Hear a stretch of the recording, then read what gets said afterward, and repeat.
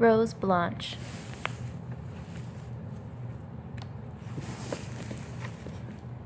Rose Blanche. Text by Christophe Gallaz and Roberto Innocenti.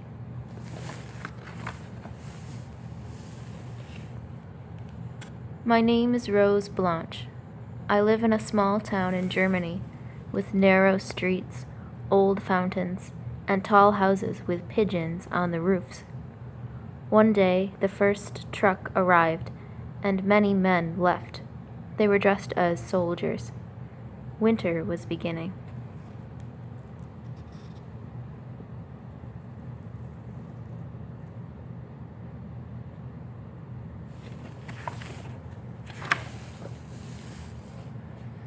Now the trucks follow each other under the school windows. They are full of soldiers we don't know, but they wink at us.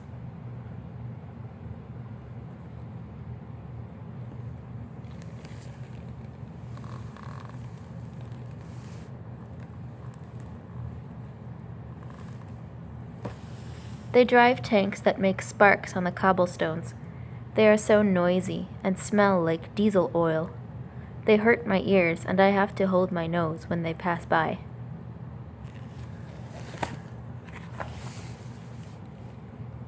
Sometimes it seems things haven't really changed, but my mother wants me to be careful crossing the street between all the trucks.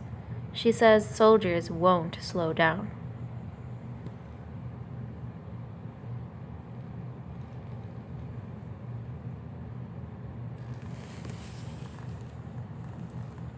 Lots of times I walk by the river just looking at it. Branches float along, and sometimes old broken toys. I like the color of the river. It looks like the sky.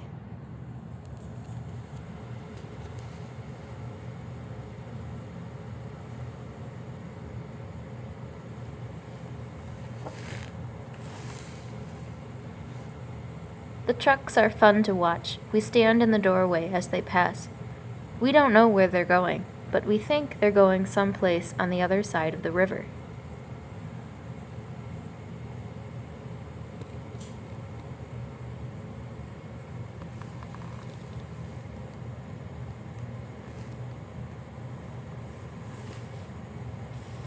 One day, one of them stopped so the soldiers could repair the engine. A little boy jumped from the back of the truck and tried to run away, but the mayor was standing there in the middle of the street.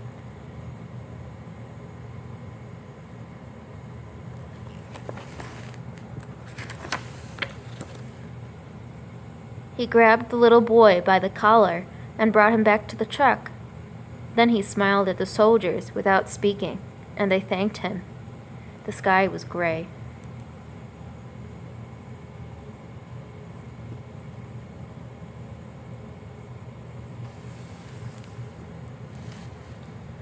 The soldiers climbed back into the truck.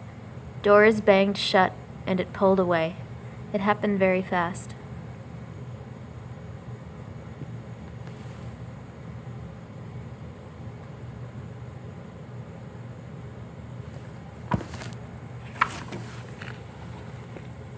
I wanted to know where the little boy went, so I watched the truck until it disappeared around the corner.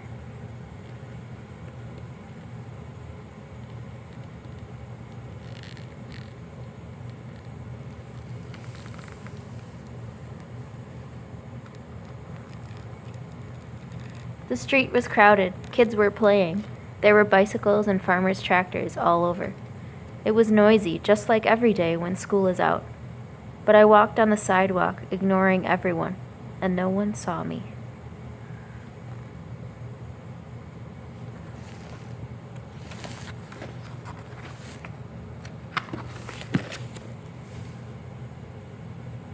I walked for a long time, past the edge of town into the open fields, where I had never been. The clouds were gray.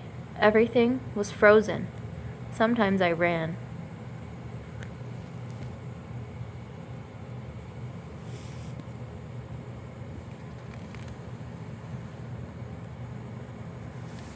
I followed the tracks into the forest and found a clearing.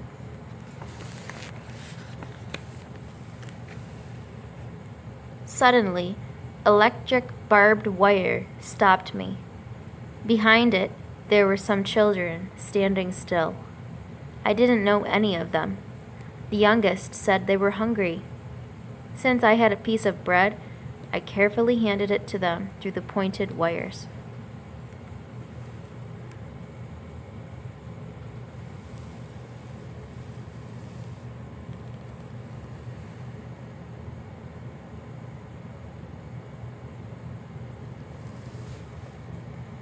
They all stood in front of long wooden houses. The sun was setting behind the hills. It was windy. I was cold.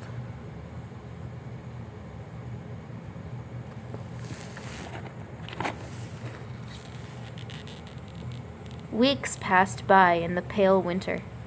Rose Blanche's appetite surprised her mother. She took more to school than she ate at home. All the bread and butter she could carry, even more jam and apples from the cellar.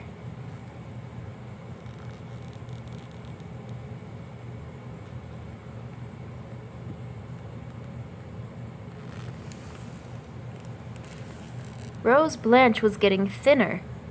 In town, only the mayor was staying fat. Everyone watched everyone else. Rose Blanche hid her food in her school bag and sneaked out of school early.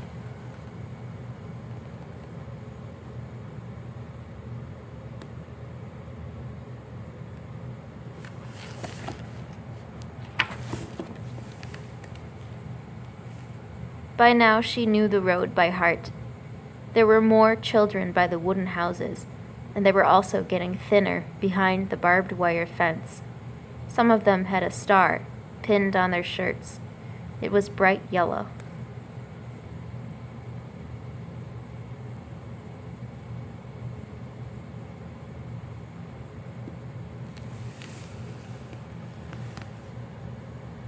When the snow melted and the streets were very muddy, the trucks full of weary soldiers drove only at night. This time in the other direction. They were coming with no lights on from the far side of the river, and they never stopped.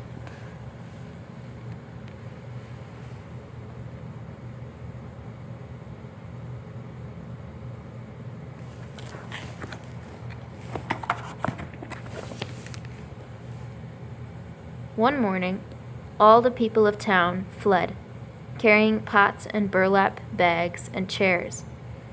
There were soldiers among them. Some had torn uniforms.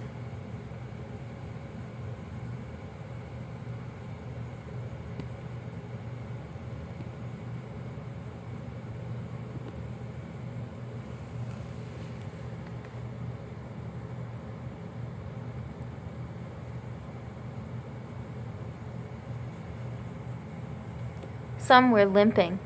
Some were in pain and asking for water. Rose Blanche disappeared that day. She had walked into the forest again.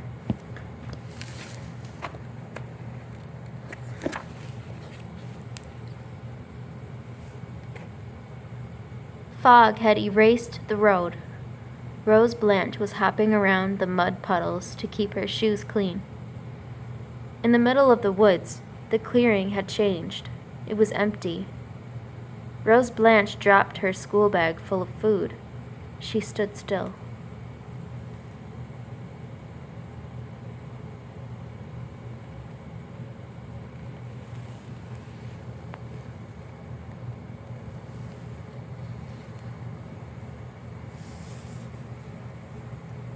Shadows were moving between the trees.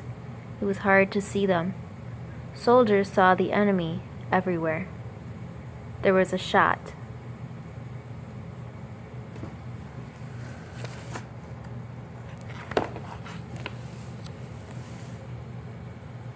At that moment in town, some other soldiers arrived.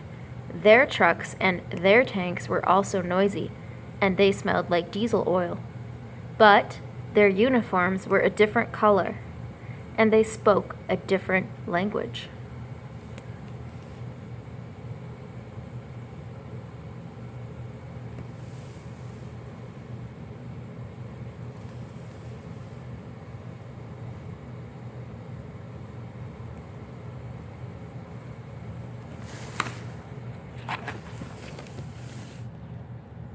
Rose, Blanche's mother, waited a long time for her little girl. The crocuses finally sprang up from the ground. The river swelled and overflowed its banks. Trees were green and full of birds.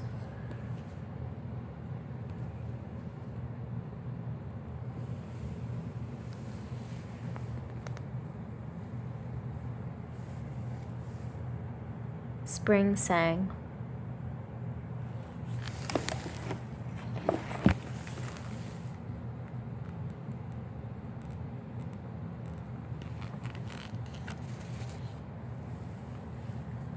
The end.